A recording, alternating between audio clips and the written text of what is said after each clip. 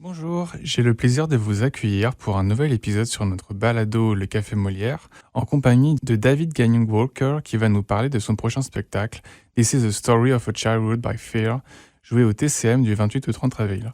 David, bonjour. Bonjour. Et comment tu vas? Tu vas bien et vous? Ça va bien. Est-ce que tu pourrais te présenter rapidement, s'il te plaît? Oui, absolument. Je m'appelle David Gagnon-Walker. Je suis auteur de théâtre, comédien, traducteur de théâtre du français vers l'anglais. J'habite à Edmonton, en Alberta. Et c'est ça. Et je dirige une compagnie de théâtre qui s'appelle Strange Victory Performance, qui fait des spectacles en tournée un peu partout au Canada, avec Victoria Morrison, qui est une conceptrice de son, de vidéo et qui fait la régie aussi pour nos spectacles. Est-ce que tu pourrais nous parler de la genèse de ce projet? Oui, absolument. Tout a commencé avec un autre projet que j'ai fait en 2017 à Edmonton qui s'appelait Productive Time. Et dans ce projet-là, c'était un live stream à l'Internet. Je me suis filmé pendant 72 heures en train d'écrire un nouveau texte de performance. Et à la fin des 3 jours, j'ai invité un public dans l'appartement où j'habitais pour présenter ce que j'avais écrit.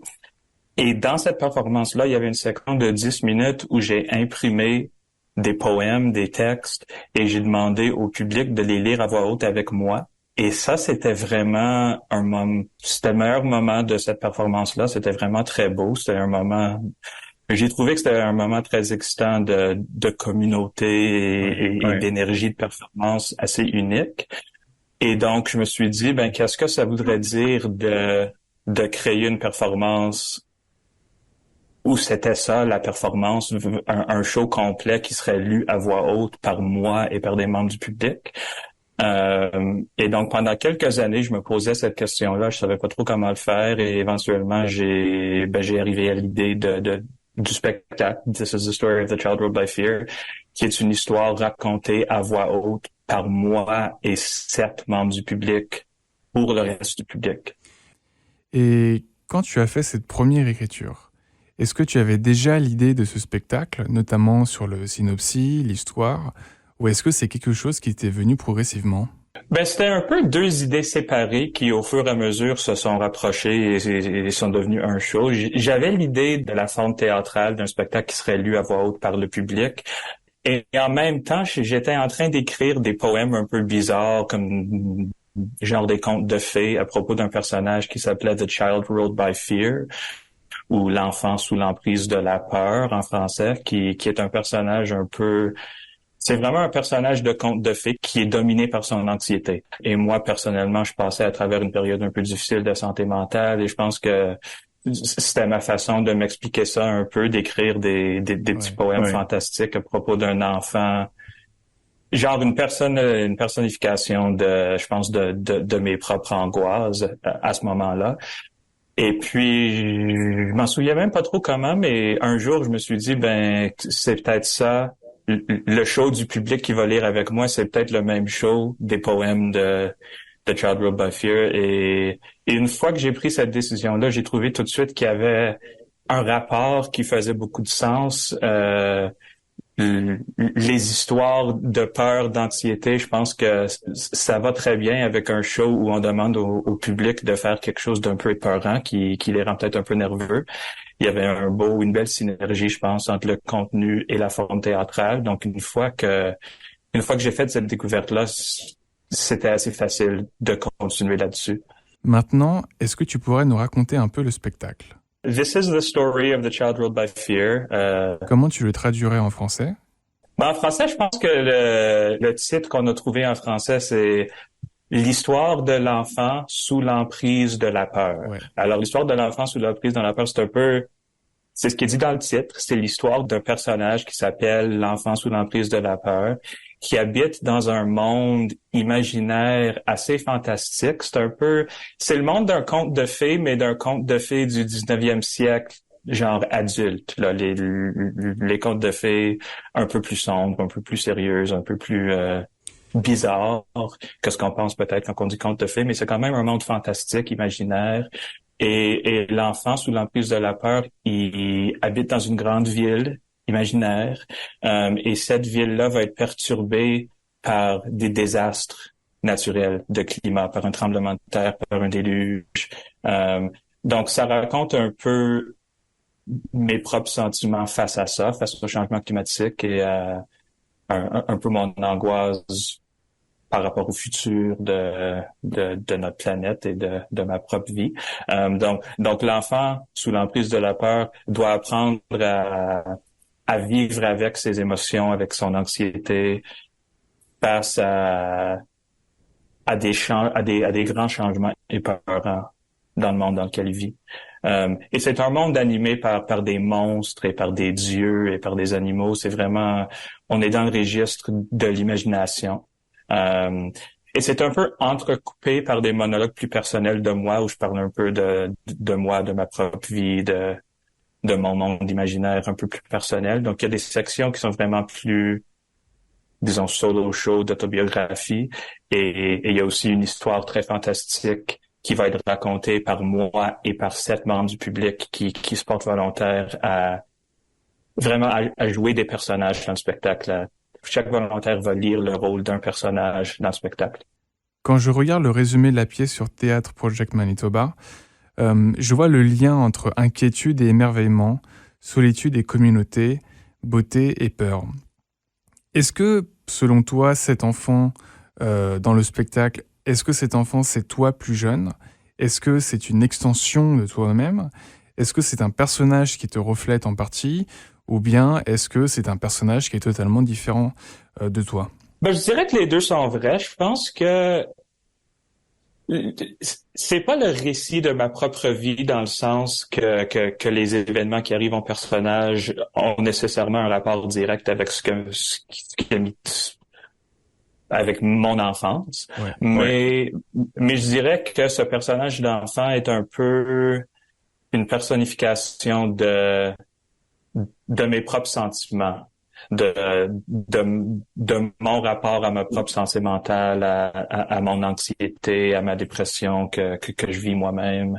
Donc, et c'est un peu ça le jeu du spectacle. C'est à la fois un récit très personnel et quelque chose de complètement imaginaire, de complètement fantastique.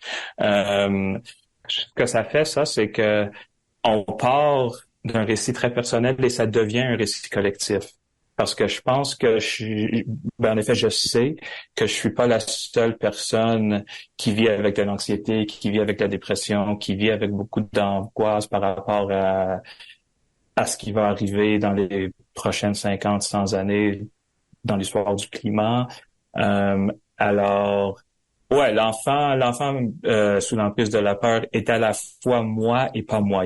C'est moi, mais c'est aussi un peu, au moins ça essaie d'être quelque chose qui peut peut-être refléter les émotions de tout le monde dans la salle. Donc, on est presque dans la dimension du rêve, en fait. Absolument. C'est une créature un peu magique qui vit une très longue vie, donc c'est pas, on l'appelle l'enfant, mais c'est pas nécessairement un enfant normal. C'est plutôt, en anglais, on a une phrase inner child, l'enfant interne, l'enfant en dedans de tout le monde. Et c'est un peu ce genre d'enfant. C'est pas vraiment un enfant, ouais, un enfant magique. Par rapport à ce que tu disais avec les interventions des spectateurs, tu disais qu'ils allaient se porter volontaires. Est-ce que c'est une sélection que vous faites en amont pour savoir qui est-ce qui va jouer les personnages? Ou est-ce que vous allez les appeler pour venir sur scène au début du spectacle? Je me demande comment vous faites pour vous organiser. Alors, quand le public va rentrer dans le théâtre, vous allez voir que sur la scène, il y a moi. Moi, j'ai ma propre table. Et ensuite, il y a 7 petites tables de cabaret vides.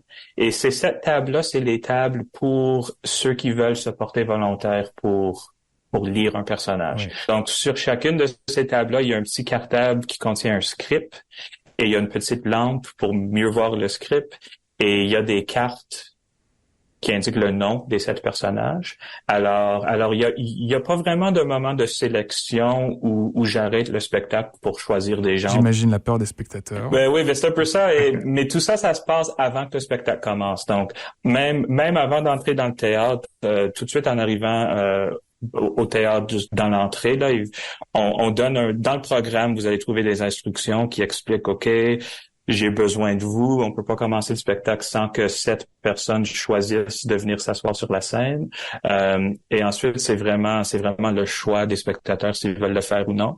Et une fois qu'on a 7 personnes qui se sont portées bénévoles pour faire ça et qui ont choisi.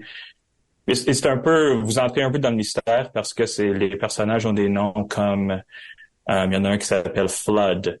Il y en a un qui s'appelle The Minor God. Encore, on est dans le registre de la fantaisie du rêve. Mais une fois qu'on a 7 personnes qui se sont lancées un peu dans l'inconnu et se sont assises avec moi sur la scène, ben c'est là que le spectacle commence. Et alors, est-ce que si par exemple je décide d'être volontaire pour être un des personnages, est-ce que je vais avoir un accès à ses paroles, à ce qu'il dit, avoir un texte devant moi? Ou bien est-ce que je vais devoir complètement improviser ce personnage?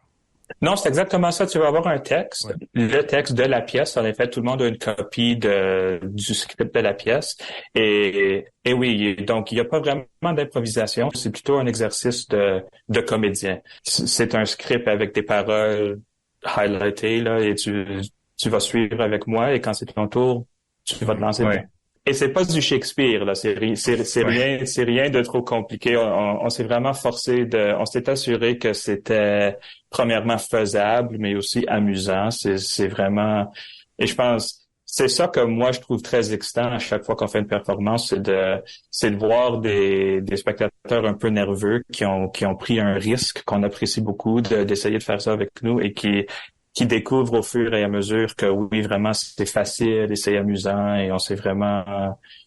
Pour nous, c'est très important que ce soit quelque chose de positif pour ceux qui décident de se porter volontaire. Alors, je peux le dire que oui, c'est facile et c'est le fun. Je trouverais cela intéressant si tu pouvais t'asseoir comme devant la scène, mettons à 1 mètre des distances des personnages par exemple, en tant que figurant. Ouais, ça c'est une bonne idée, ça. Et ça dépend, comme en tournée, ça dépend aussi du théâtre dans lequel on se trouve. Comme des fois c'est des théâtres un peu moins conventionnels et on a pu expérimenter un peu avec des affaires comme ça. Au Cercle Molière, ça va être plutôt théâtre normal. Donc il va y avoir 7 tables sur la scène avec moi et ensuite le reste du public, ce qui va être la majorité du public dans le fond, vont s'asseoir dans les sièges du théâtre comme ils sont. Là. C'est dommage, je pensais venir avec mon popcorn et mon verre de vin. Ben, si t'amènes ton popcorn et ton verre de vin, je suis sûr qu'ils vont te laisser l'amener. Si tu demandes très gentiment. Je vois que l'on peut participer au chœur du spectacle. Est-ce qu'il y aura déjà un chœur de constitué ou est-ce que le chœur est constitué uniquement de l'ensemble des spectateurs?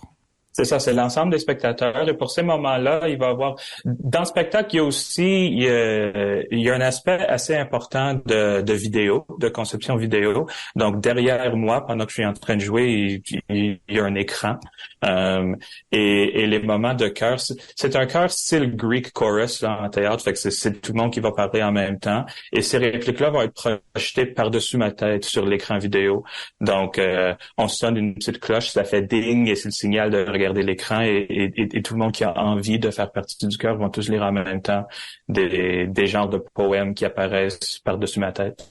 Tu as abordé la notion du Greek chorus. Est-ce que tu pourrais expliquer qu'est-ce que c'est pour les personnes comme moi qui ne connaissent pas? Donc, dans le théâtre grec ancien, d'habitude, ces tragédies-là, ces comédies-là, ces pièces-là seraient jouées par 3 ou 4 comédiens qui jouaient les personnages principaux. Mais il y avait aussi l'aspect du chœur qui était un autre groupe de comédiens, souvent de 20 ou 30 personnes qui étaient sur scène aussi avec les 3 comédiens principaux. Leur rôle, c'était un peu de donner des commentaires sur l'action de la pièce. Donc, ils interrogent les personnages, ils demandent des questions, ils donnent des opinions. Ils représentent un peu dans ces pièces-là, en tout cas, le chœur représente le public grec et donne un peu ses opinions et représente les émotions, les idées, les pensées du public par rapport à l'histoire qui se déroule sur la scène. Si tu as la chance de voir une pièce grecque qui est comme jouée dans le style ancien grec, c'est quand même pas mal spécial parce qu'il y a une pièce de 3 acteurs qui est en train de se jouer avec un autre groupe de 30 personnes qui sont en train de un peu d'engueuler la pièce, de l'interroger, c'est vraiment très théâtral et très excitant. Donc nous dans notre show, c'est pas exactement la même chose là, mais il y a des moments de cœur où tout à coup tout le théâtre est impliqué dans l'action et je pense que encore ça ajoute un peu à l'esprit de communauté et de participation qui est très important à notre spectacle. C'est intéressant, d'autant que j'ai l'impression que vous voulez à la fois un spectacle qui se veut assez expérimental, qui implique le plus possible les spectateurs, et en plus de cela, il y a ce côté de théâtre classique avec cette référence au théâtre grec ancien. Oui, et c'est un peu ça le but du spectacle, c'est d'inviter le public à une certaine expérience qui souvent est réservée aux comédiens. J'essaie un peu d'ouvrir la porte de la salle de répétition pour inviter le public à savoir ce que c'est une lecture d'une pièce de théâtre. Parce que moi, en tant qu'auteur, je suis souvent dans la situation où un groupe d'artistes lisent une nouvelle histoire pour la première fois. Et ça, je trouve que c'est ce qu'il y a de plus beau dans le processus du théâtre. C'est toujours ma journée préférée quand tout le monde découvre une histoire en même temps en la lisant à voix haute. Et ça, comme j'ai dit, c'est une expérience qui est un peu réservée aux artistes. C'est pas souvent quelque chose de public, cette expérience-là, mais c'est vraiment, pour moi, l'énergie de découverte qui existe quand un groupe de personnes lisent une histoire tous ensemble à voix haute pour la première fois, c'est très spécial. Je tiens ça très à cœur et c'est un peu ça l'effort de notre show, c'est de prendre une structure de théâtre quand même assez classique, mais avec un twist de OK, ben cette fois-ci, c'est pas juste pour les artistes, c'est pour tout le monde. Est-ce que vous n'avez pas peur au moment que vous commencez le spectacle qu'il n'y ait vraiment aucun spectateur qui se propose justement pour jouer ces personnages? Est-ce que d'ailleurs ça vous est déjà arrivé? Et dans ce cas, comment est-ce que vous gérez cette situation? Ben, je vais vous dire que j'ai toujours peur de ça, oui. Ouais. Et non, knock on wood, comme on dit en anglais, j'essaie de me trouver du bois, là, mais jusqu'à date, non, c'est pas arrivé. Il y a un plan qui existe si éventuellement c'était pour arriver.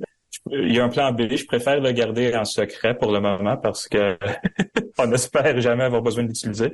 Mais non, c'est très et c'est ça que je trouve de très très positif et très affirmant là-dedans, c'est que il y a toujours quelqu'un qui est prêt à se lancer là-dedans. Il y a comme on a eu des shows des fois où peut-être 5 sièges étaient pleins, mais il y en avait 2 de vide, mais éventuellement, il y a toujours quelqu'un qui se dit, ben, OK, ou qui se fait forcer par ses amis de dire, OK, mais c'est ça, le spectacle commence avec, je le mets vraiment dans la main des spectateurs.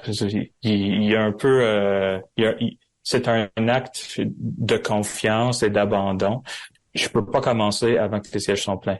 Donc, mais souvent, ça, c'est très beau parce que, au final, les gens veulent s'aider et les gens veulent voir un show et je pense que oui, j'ai peur, mais d'habitude, ça va.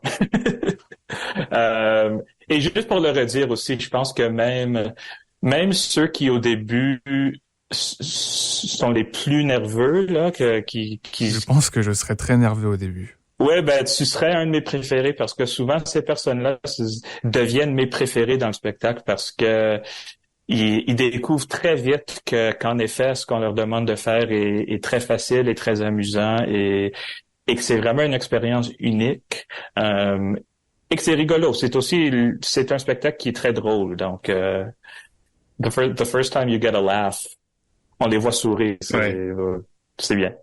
C'est vrai que ça doit être sympa de faire ça, par exemple, avec des amis ou avec des proches. Ouais, et souvent, dans chaque ville, il y a eu au moins une personne que je connais, peut-être quelqu'un que j'ai pas vu depuis longtemps, et la première fois que je les vois, c'est que j'arrive sur scène et ils sont là, prêts à lire un de mes personnages que j'ai écrit, et ouais, ça crée vraiment des beaux moments. Une fois, j'ai pu le faire avec mon père aussi. Mon père est venu se porter volontaire quand on a fait le show à Edmonton, et ça, c'est très spécial aussi. Ça crée des beaux moments, et ça crée une belle énergie pour tout le monde, parce que c'est quand cette énergie-là est dans la salle, je pense que tout le monde peut la sentir aussi. En parlant de moments, est-ce que tu as une anecdote à nous raconter? Par exemple, quelque chose qui t'a marqué avec des spectateurs qui ont joué un des personnages. Oui, ben oui, et aussi, ça vient aussi avec un avertissement, cette anecdote-là, fait que ça tombe bien. À Edmonton, quelqu'un est venu et il avait oublié ses lunettes de lecture, mais il voulait vraiment participer. Donc, c'est ça l'avertissement, c'est que si vous venez et vous voulez lire dans le spectacle et vous avez besoin de lunettes, amenez-les, parce qu'il faut quand même lire un script. Mais donc, on avait quelqu'un qui avait pas ses lunettes, mais qui s'était assis dans un siège, il était tout enthousiaste pour participer, mais il a réalisé éventuellement qu'il pouvait pas lire les mots qui étaient écrits. Donc, il a commencé à les inventer. Quand tu parles d'improvisation, c'était vraiment un moment d'improvisation parce que il y avait un petit monologue pour lui, il pouvait pas le lire, donc il a commencé à dire n'importe quoi, mais c'était tellement fou, on a adoré ça. Et le public aussi, parce une fois que tout le monde dans la salle avait réalisé qu'il pouvait pas lire les mots sur la page et qu'il était en train de les inventer, tout à coup tout le monde payait très attention là. Mais même là, je raconte cette histoire aussi un peu pour dire que ça serait comme, oh non, désastre, c'est le pire qui aurait pu arriver, mais ça l'a pas du tout détruit le spectacle. En effet, c'était complètement fou, c'était complètement amusant parce que c'est vraiment, il y a beaucoup d'espace dans le spectacle pour ce qui va arriver cette soirée-là avec ce groupe de personnes-là et je pense qu'il y a vraiment un esprit de positivité et de communauté qui, même dans cette situation-là, qui a pu nous supporter et nous... Oui, et puis avec le soutien du public en plus. C'est ça, oui, parce que tout le monde veut que ça se passe bien, donc il y a vraiment un esprit de soutien que je trouve très beau. Comment est-ce que vous avez fait pour les répétitions? Comme ce sont des personnages qui sont joués par les spectateurs, est-ce que tu as demandé à des gens que tu connais de jouer ces personnages en attendant? On a eu beaucoup de répétitions invitées et durant le développement de la pièce aussi, il y a eu quelques moments où on a fait des spectacles de tests, là, des spectacles pas tout à fait réalisés, mais des crash tests. C'est ça, absolument. Parce que c'était la seule façon de vraiment savoir ce que ça allait être, d'inviter des gens qui connaissent pas l'histoire, d'essayer de faire ça avec nous. Et on a beaucoup appris en faisant ça aussi. Au début, c'était un peu plus compliqué. Il y avait aussi une histoire de tout le monde avait un jouet qui représentait leur personnage et il y avait une histoire de marionnette aussi. Mais au fur et à mesure, on a réalisé que ça, c'était trop compliqué puis que c'était vraiment que la priorité, c'était de s'assurer que l'expérience était facile et qui était positive pour les invités. Donc, ouais, il y a beaucoup de crash tests et il y a eu beaucoup d'invitations de feedback durant le développement. Est-ce que, justement, vous avez rencontré des défis en particulier sur la pièce, notamment sur le montage, les dialogues? Une fois que la pièce était écrite, pas trop. Je veux dire, le gros défi, c'était comme je viens de dire, c'était de s'assurer que cet aspect d'interactivité allait être positif.